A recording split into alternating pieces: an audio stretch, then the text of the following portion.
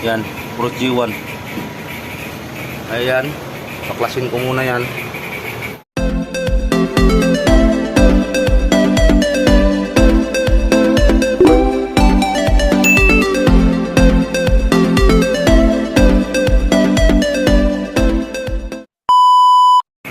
Yan, guli mga kabumbrum. Dito lang po tayo. Magpalit tayo ng water pump nitong 4H G1 na elf. Yan. Yan, ito mga kabumbrum mo. Tagas oh. Yan, puro G1.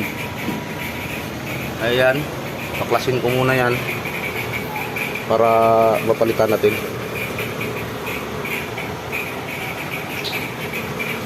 First time yan tumagas. Ito yung binili namin sa Subic o sa Lubao, Pampanga na elf. Yan o, tagas na talaga, kaya papalitan na. Matagal naman din yan simula nung nabili. Yan o, natanggal ko na yung mga built to. Waskag ang kahimtang oh. Yan oh, water pump. Oh, waskag ang kahimtang. Yan mga kabumbrum, nakalas ko na yung water pump oh. Ito na yun. Yan, ito oh. Oh, waskag ang kahimtang oh. Grabe kakalog. Ito na yung bago. Yan, ito na yung ating ipapalit. Mayroon na agad eh.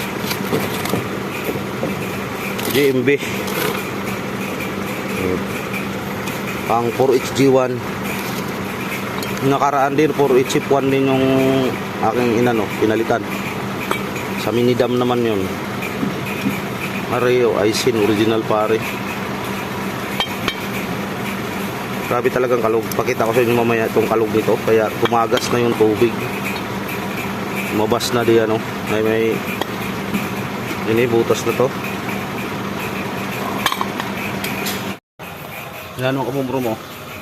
Kabilang side lang ang aking lagyan ng gas speaker.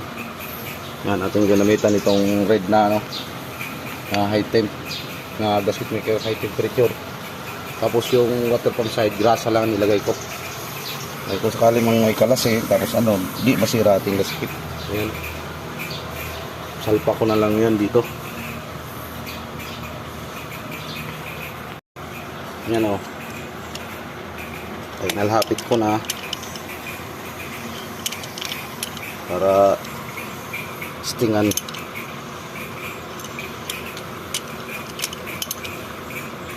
Hapitan ko na to, paikot.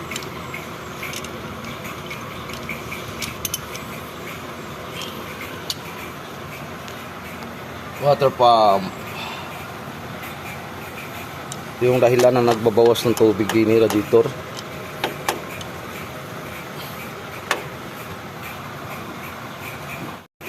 Yan, nakabit ko na yung pulley. Ito na lang clutch pan para dito. Nagkitan ko na rin yung alternator na yan. Adjust na yan. Yung may alternator belt. Okay, maya mag-testing na tayo mga kabumbrum.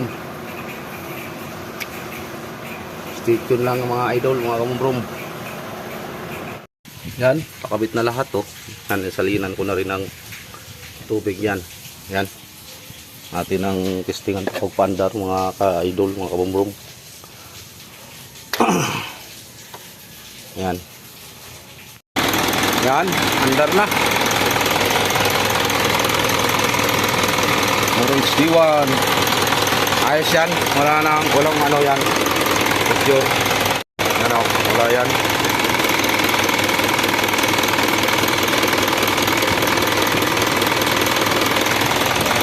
Yan. Thank you for watching mga idol. Maraming salamat sa panonood. Ayos na yan.